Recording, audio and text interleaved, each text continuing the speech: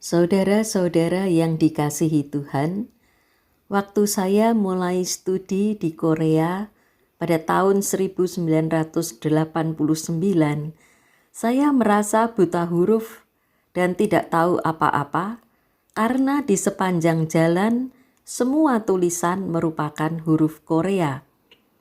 Karena itulah saya minta diajar membaca dan menulis huruf Korea pada ibu asrama mahasiswa Korea yang fasih berbahasa Inggris dan tetap menjadi teman baik saya sampai saat ini. Sekitar 2 jam dia mengajar saya. Kemudian dia menyuruh saya pergi keliling kota dengan naik bis kota agar saya dapat mempraktikkan apa yang baru saja saya pelajari.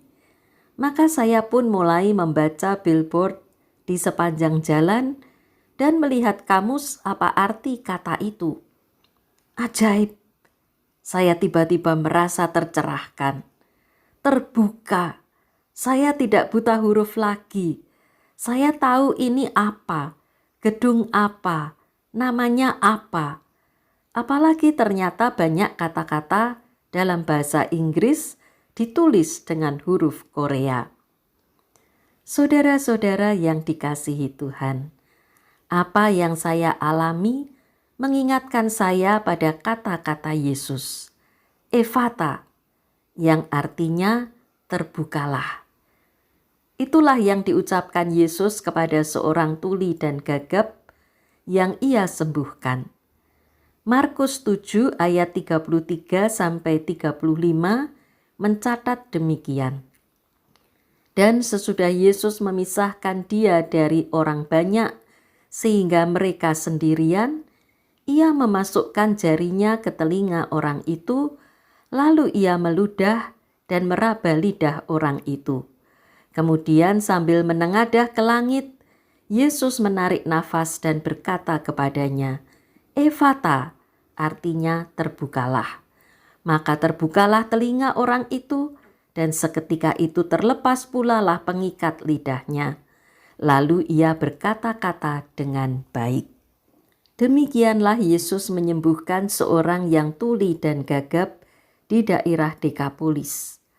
Apa yang dilakukan Yesus menunjukkan tanda kerajaan Allah yang telah dinubuatkan Nabi Yesaya. Orang buta melihat, orang lumpuh berjalan, orang tuli mendengar. Alangkah gembiranya orang tuli dan gagap itu saat dapat mendengar dan berkata-kata dengan baik.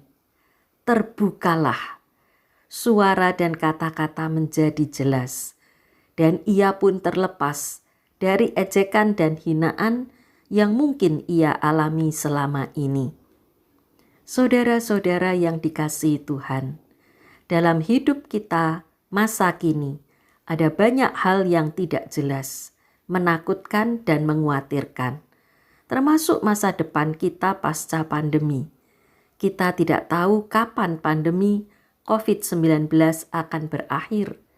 Mungkin pada bulan Desember 2021, kita mengira pandemi segera berakhir karena penularan sudah berkurang banyak.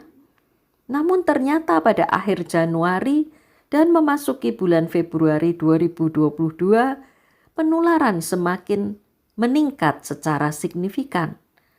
Dalam ketidakpastian, ketakutan, dan kekhawatiran, kita membutuhkan Tuhan yang berkata, Ephata, terbukalah. Ephata dapat berarti kesembuhan bagi yang sakit, jalan keluar bagi yang menghadapi masalah dan kesulitan hidup atau relasi dengan orang lain.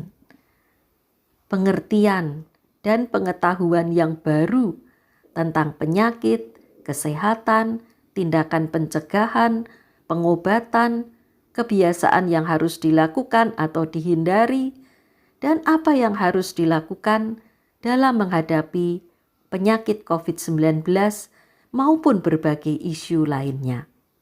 Dan masih banyak lagi. Saudara-saudara yang dikasihi Tuhan, mari kita ingat kembali Ephata dalam hidup kita yang sudah kita alami. agar pengalaman itu semakin menguatkan iman kita dan semakin memantapkan langkah hidup kita. Karena Tuhan beserta kita dan senantiasa berkata, Efata, dalam setiap pergumulan hidup kita. Amin.